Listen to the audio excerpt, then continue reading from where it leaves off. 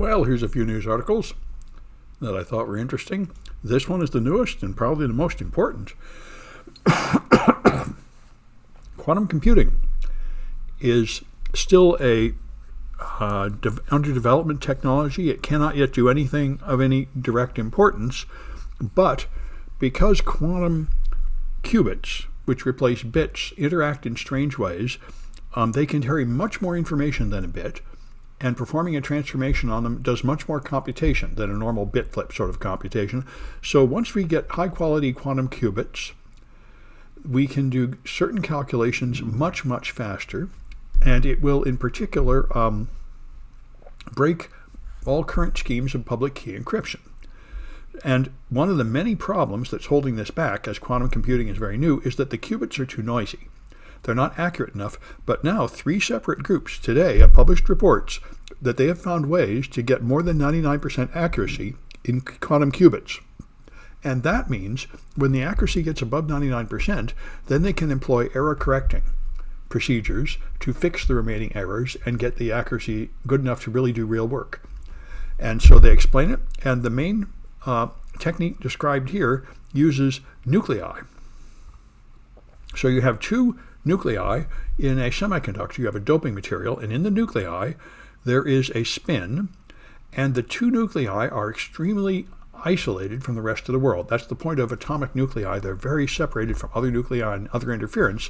So you have basically an isolated system here, and then they connect them with 1 electron that's shared across the 2 nuclei. And each one of these 3 things is now a qubit. The electron is a quantum object, and so are the nuclei, and their interaction is very precise, and they're very free of noise. So that's going to be the basic element out of which they build the qubits to make these quantum computers. And this is a giant leap forward. There are big leaps forward every month or two. Quantum computers are really coming. They're not here yet, but there's great progress and all of the difficulties. And it won't be long now. I would say we'll have some kind of really important prototype within 5 or 10 years, and something that people can actually afford in maybe 20 years. There have been a lot of heists on the blockchain. Lately, there's a lot of interest in cross-chain protocols that let you transfer currencies and data from one blockchain to another. And those seem to be particularly insecure. Several of them got hacked recently.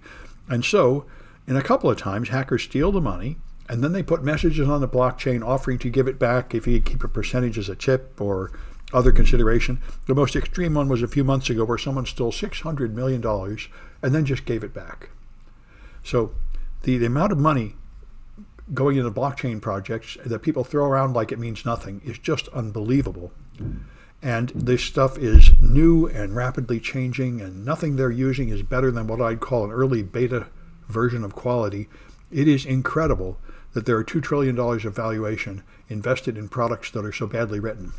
And so there's a ton of security flaws and disasters on there, and I've been teaching classes here last semester and at Black Hat and conferences in blockchain security and smart contract security, and it is pretty terrible. So the Biden administration set new requirements for U.S. secure networks, and these are the new buzzwords. You should make sure you know these words.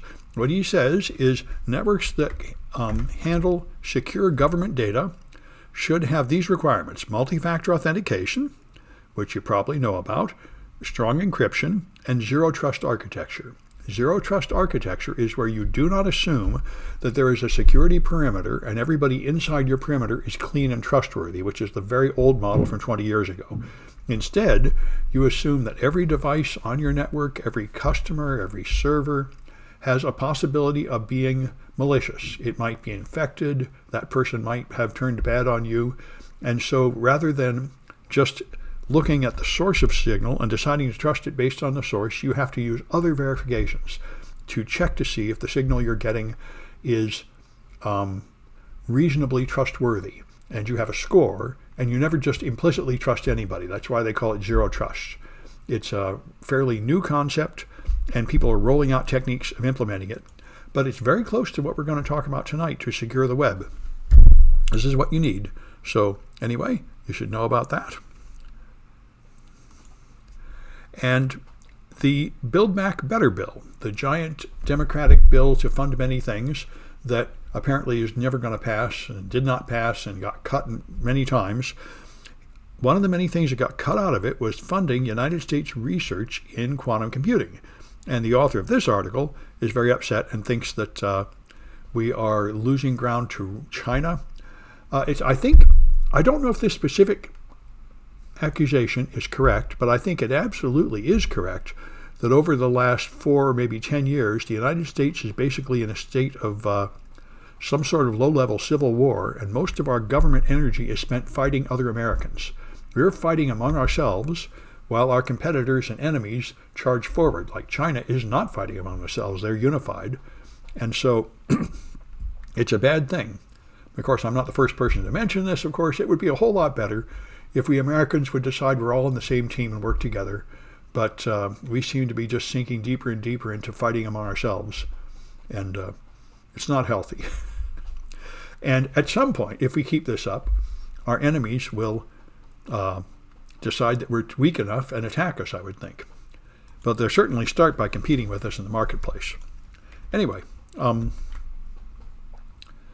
so China has a zero COVID policy, which, by the way, may be one mistake they're making. We have basically a sort of pro-COVID policy. But anyway, they freak out. They get one case of someone at a workplace, they will just lock the doors and lock everybody in the workplace for 2 weeks and everything else to try to get rid of it. And so the question is, since I think they've closed the borders, they test everybody, they lock everybody down vigorously, how do cases ever get in? So they're suggesting that if you open packages from abroad, they might have COVID on them. And in America, they've said this is not a significant risk. You don't really need to worry about wiping down tables and wiping down packages. And I have no medical information here to contribute. I just think from a risk analysis point of view, in America, we don't even vaccinate everybody. We don't even test people regularly. So if you just walk down the street and pass 10 people, probably somebody has COVID. So the risk of COVID here is very high. So it is probably true that in America, the chance of getting COVID from a package is negligible compared to the other sources. But in China or New Zealand, where there almost nobody has COVID, maybe they're right, because there was an outbreak in New Zealand about 6 months ago, and they said it came from a package of frozen fish. It does make sense, I would think, that a package, especially a frozen package, could transport a live virus. So, anyway, they're saying this is Chinese xenophobia, and they're blaming in foreign packages, and it's not justified. And I don't know. It might be under their conditions. If you really have zero COVID, then even a small chance of a package might be noticeable. Anyway, they're trying to maintain their zero COVID policy. And here's one of the examples. So they found one case in an office building, so they locked everybody in the building for 2 weeks. Wasn't New Zealand or Quebec considering penalties for unvaxxed patients? I think Quebec was going to do that, yeah. I don't think New Zealand has any reason to do that because New Zealand has essentially no COVID. I mean, New Zealand is a pretty isolated place anyway, and I think they closed their borders early. And this whole COVID thing, New Zealand has pretty much sailed along with no problem at all, really. They have very few outbreaks, and they stamp them down. Most people who just live their life normally. Australia has incredibly extreme COVID precautions. They basically are concentration camps, people getting locked in them, and huge protest marches and everything. It's all